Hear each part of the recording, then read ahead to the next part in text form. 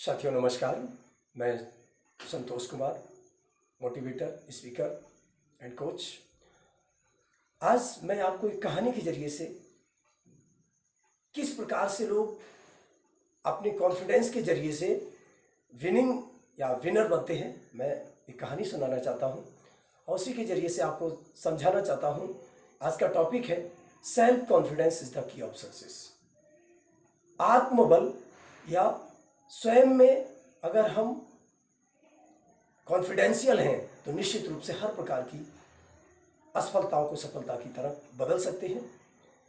अक्सर कर लोग कहते रहते हैं कि फला व्यक्ति का व्यापार बहुत अच्छा चल रहा है, उसका साथ उसका भाग्य दे रहा है। फला व्यक्ति अपने जिस कार्य में भी हाथ डालता है उसका कार्य सफल हो जाता है। फलाने का लड़का जो है, उसका बच्चा जो है जिस क्लास में भी जाता है टॉपर रहता है, और उनके बच्चे जो भी हैं जिस क्लास में भी, जहाँ भी, जिस स्कूल में भी रहते हैं हमेशा टॉपर रहते हैं।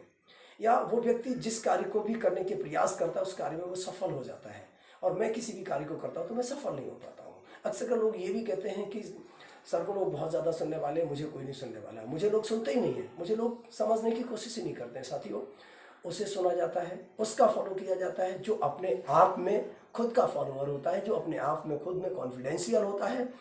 तो किसको सुना जाता है, किसका फॉलो किया जाता है, किसे लोग लाइक करते हैं, ये उस व्यक्ति की खुद के अपने व्यक्तित्व पर डिपेंड करता है कि वो व्यक्ति कितना कॉन्फिडेंशियल है और वो किसी भी कार्य को कितने कॉन्फिडेंस से कर रहा है।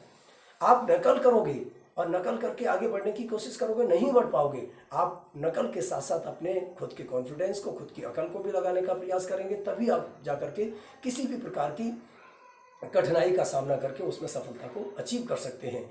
इसी के साथ साथ मैं आपको एक कहानी वाल्टर डेविस की सुनाना चाहता हूं। साथियों, वाल्टर डेविस का जब जन्म हुआ था तो वो एक पैर से विकलांग पैदा हुए थे। तो विकलांगता को देख करके उनकी माँ को काफ़ी कष्ट हुआ। उन्होंने सोचा कि क्या करूं, ऐसा बच्चा पैदा हुआ है, ये किस तरीके से अपने लाइफ को सेटअप कर पाएगा। तो उन्होंने काफ़ी प्रयास किया, उनकी टांग का लगातार बचपन से ही मालिश करते रहे, और वाल्टर डेविस ने खुद में बहुत काफ़ी प्रयास किया।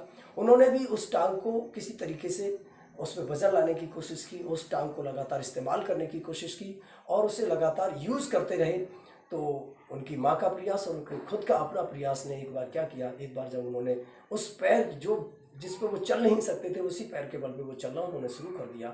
तो चलना जब शुरू कर दिया तो उन्होंने बाहर घूमते वक्त देखा कि एक उनका साथी जो है वो हाई जंप लगा रहा है और दौड़ रहा है, हाई जंप लगा रहा है। उन्होंने देखा कि जब ये हाई जंप लगा सकता तो मैं क्यों नहीं लगा सकता। फिर सोचा कि मेरा तो पैर बेकार है, मैं कैसे जंप लगा सकता। फिर वो सोचे कि मैं क्यों नहीं लगा सकता। अरे पैर जब मैं चल नहीं पाता था, मैंने उसे सही करके चलना शुरू कर दिया, दौड़ना शुरू कर दिया थोड़ा थोड़ा, तो निश्चित रूप से मैं इस जंप को भी लगा पाऊंगा।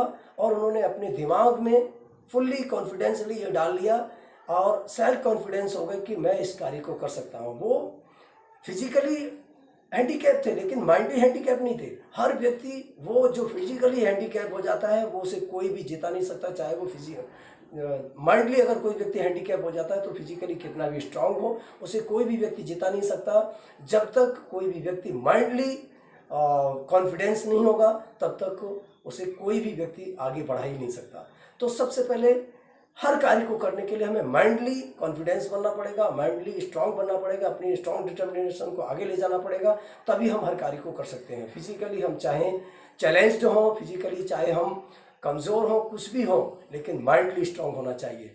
तो वाल्टर डेविस ने वही किया। एक बार उनकी पत्नी ने उनसे कहा कि वाल्टर डेविस, आप इतना सब कुछ कर लिए हो, इतना कमज़ोर होने के बावजूद भी आपने यहाँ तक आ गए हो, तो आप कुछ किसी चैंपियनशिप में पार्टिसिपेट क्यों नहीं करते। तो डेविस बोले, क्या आप कह रही हो। उनका बिल्कुल, जब आप चल नहीं सकते थे, आप यहाँ तक आ गए कि आप दौड़ने भी लगे हो, तो निश्चित रूप से किसी न किसी आप चैंपियनशिप में पार्टिसिपेट करिएगा, और जो बचा हुआ आपके अंदर जो डिटर्मिनेशन है, जो दृढ़ निश्चय है, उसे आप पूरा करिएगा और निश्चित रूप से आप किसी न किसी प्रकार से सफल होंगे। तो वाल्टर डेविस ने जो हाई जंप चैंपियनशिप था उसमें पार्टिसिपेट किया।